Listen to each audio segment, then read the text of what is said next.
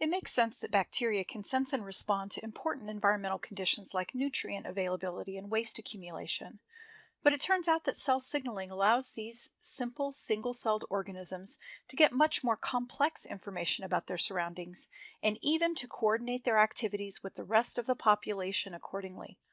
One example of this is the phenomenon of quorum sensing, which allows bacteria to sense the density of the bacterial population and adjust certain aspects of their biology to only display certain characteristics or behavior when it is most beneficial to do so.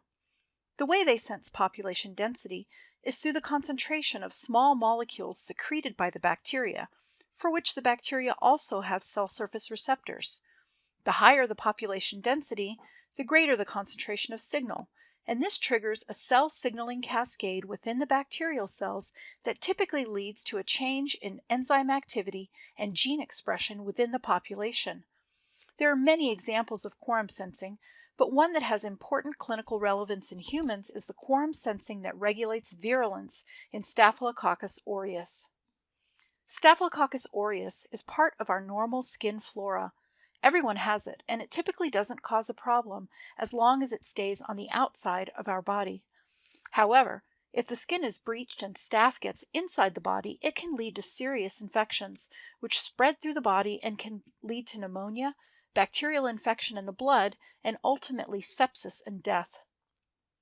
In fact, staph is the leading cause of hospital-related infections in the U.S., and as you may be aware, is a huge cause for concern because strains of staph that are resistant to all or nearly all of our antibiotics are becoming more common.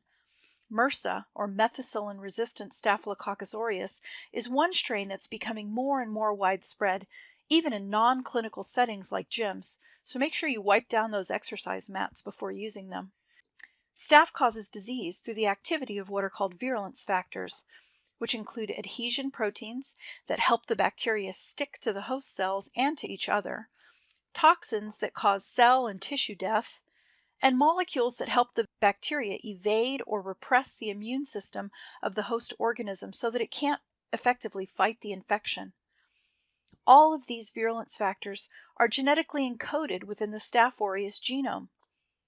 If we think about it though, an individual staph bacterium getting in the body is unlikely to be successful in causing infection. It won't be able to secrete enough immune suppressors to have much of an impact, so it will likely be identified by cells of the immune system and destroyed. But if there are large numbers of the staph bacterium, then collectively they'll be secreting more toxin, more immune suppressors, and will be much more likely to survive and expand their population and spread through infection. So it makes sense that there would be an advantage for the staph bacteria to be able to detect the population density of staph and only mount their attack, in other words, only ramp up expression of these virulence factors, when the population is high enough to support an effective assault on the host organism. Staph cells use quorum sensing to get information about how many other staph cells are around, and only express their virulence factor genes when the population density is adequate to support a successful infection. So how does this work? It involves signaling through a histidine receptor kinase called AGRC. When population density is low, the expression of virulence factor genes is repressed by a transcription factor called ROT, which stands for repressor of toxins. When the population density increases, quorum sensing signal transduction acts to repress this repressor, which leads to increased expression of the virulence factors and hence an increase in infection and pathogenicity. Let's dig into the details to see how this occurs. Each bacterial cell secretes a small protein called an auto-inducing peptide, or AIP, the structure of which is shown here.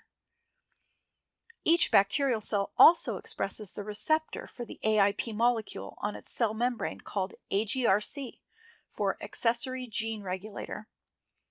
AGRC is a histidine kinase receptor, and when AIP binds, the receptor phosphorylates and activates an intracellular molecule called AGRA. AGRA is a transcription factor, and when it's activated, it induces expression of the quorum sensing system itself in a positive feedback loop and represses rot, and thereby de-represses virulence-associated genes.